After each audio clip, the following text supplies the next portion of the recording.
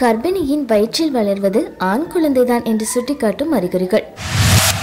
பெரும்பாலான தம்பதிகள் தங்களுடைய வயிற்றில் ஆண் குழந்தை பெற்று எடுக்கணும் அப்படின்னு ஆசைப்படுறாங்க.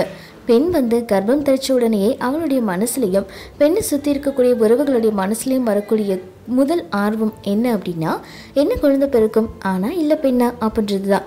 ஏன் அந்த தம்பதியருக்கு கூட ஆண் குழந்தை மேலே அந்த அளவுக்கு ஆர்வம் அப்படின்னு தான் நமக்கு புரியுறதில்லை. முந்தைய தலைமுறையினர் கூட ஒப்பிடுறப்போ இந்த தலைமுறையினர் நல்லாவே மெச்சூரிட்டி, அதாவது மன முதிர்ச்சி அடைஞ்சிருக்காங்க. பதிப்பின் நோக்கம்: இன்னைக்கு இருக்கக்கூடிய தம்பதியர்கள் கொஞ்சம் மன முதிர்ச்சி அடைஞ்சிருக்காங்க. முன்னாடியில் பெற்றா ஆண் குழந்தை தான் அப்படின்னு இருப்பாங்க. இல்லைன்னா குழந்தையே வேண்டாம், பெண் குழந்தை பெற்றா செலவு அப்படின்லாம் சிந்திக்கிறத அறவே நிறுத்திட்டாங்கன்னு தாங்க சொல்லணும். இருந்தால் கூட இந்த பதிப்பு ஏன் ஆண் குழந்தை வளர்றதை சுட்டி காட்டக்கூட அறிகுறிகளை சொல்லுது அப்படின்னு நீங்கள் நினைக்கலாம். இது வெறுமனே மருத்துவ ரீதியாக ஆண் குழந்தைகள் வளர்றப்போ கர்ப்பிணிகள் சாப்பிட வேண்டிய உணவுகள் மற்றும் அவங்க உடம்புல நிகழக்கூடிய மாற்றங்களை எடுத்து சொல்கிறதுக்காக தான். கண்டிப்பாக ஆண் குழந்தை பிறப்பை மட்டும் ஊக்குவிக்கிறதுக்கு கிடையாது. கர்ப்பிணியுடைய வயிற்றில் ஆண் குழந்தை வளர்றதை சுட்டி காட்டக்கூடிய அறிகுறிகள் என்ன அப்படின்னு பார்க்கலாம். வயிற்றின் அளவு: கர்ப்பிணியுடைய வயிற்றோட அளவு பெருசாக இருந்துச்சுன்னா பெண் குழந்தை பிறக்கும் அப்படின்னும், அதுவே கர்ப்பிணியோட வயிறு சின்னதாக இருந்தால் ஆண் குழந்தை பிறக்கும் அப்படின்னு கட்டுக்கதை காட்டுத்தீ மாதிரி பரவிட்டுருக்கு.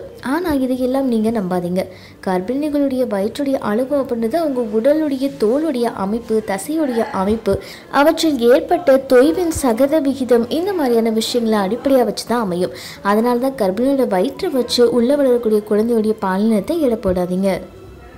முடியின் அளவு: கர்ப்பிணிகளுக்கு முடி அடர்த்தியாக நீளமாக பளபளப்பாக இருந்தால் அவங்களுக்கு ஆண் குழந்தை தான் அன்னையாக்க போகிறாங்கன்னு, முடி கொட்டி பொழிவே இல்லாமல் அடர்த்தி இல்லாமல் இருந்துச்சு அவங்களுக்கு பெண் குழந்தைக்கு தாயாக்க போகிறாங்கன்னு நம்பப்படுது. உண்மையிலேயே கர்ப்பிணியோட உடம்புல நடக்கக்கூடிய ஹார்மோன் மாற்றங்களால் மட்டும் கர்ப்பிணிக்கு முடி வளர்றதோ கொட்டுதலோ ஏதோ ஒன்று நிகழாது.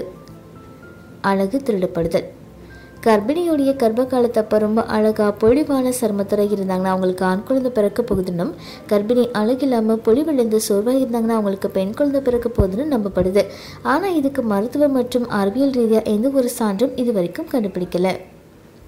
உறங்கும் நிலை: கர்ப்பிணிகளுடைய உறங்கும் நிலையை வச்சு பிறக்கக்கூடிய குழந்தையுடைய பாலினத்தை கண்டுபிடிக்கலான்னு பல பேர் நினைக்கிறாங்க.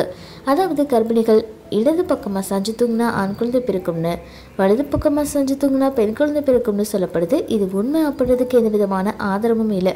ஆனால் கர்ப்பிணிகள் இடது பக்கமாக தூங்குறது தான் அவங்க உடம்புல ரத்த ஓட்டத்தை அதிகரிக்கிறதுக்கு ஹெல்ப்ஃபுல்லாக இருக்கும்.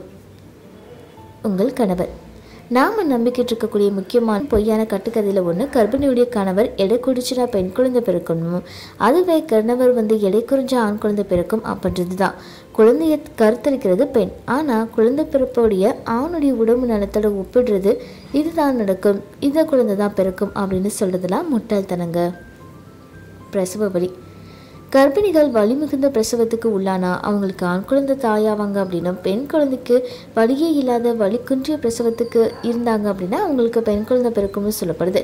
இது முற்றிலும் உண்மையே இல்லைங்க. ஆண் குழந்தை பெரிய தலையோடும் அதிக உடம்பு எடையோடையும், ஆண் குழந்தை மட்டும் இல்லாமல் எந்த ஒரு குழந்தை இந்த மாதிரியான மாறுபாட்டோட பிறந்துச்சுன்னா அவங்களுடைய பிரசவம் நிகழ்ந்து முடிகிறதுக்கு அதிக நேரம் எடுக்கும்.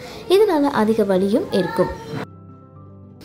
பாதத்தின் குளிர்ச்சி: கர்ப்பிணி பெண்களுடைய பாதம் ரொம்ப குளிர்ந்திருந்தால் அவங்களுக்கு ஆண் குழந்தை வயிற்றில் சுமக்கிறாங்கன்னும், இதுவே கர்ப்பிணியுடைய பாதம் சாதாரணமாக இருந்தால் அவங்க வயிற்றில் வளர்றது பெண் குழந்தை தானும் சொல்லப்படுது. ஆனால் இது மருத்துவ ரீதியாகவோ அறிவியல் ரீதியாகவோ நிரூபிக்கப்படாத மக்களால் நம்பப்படக்கூடிய உண்மை.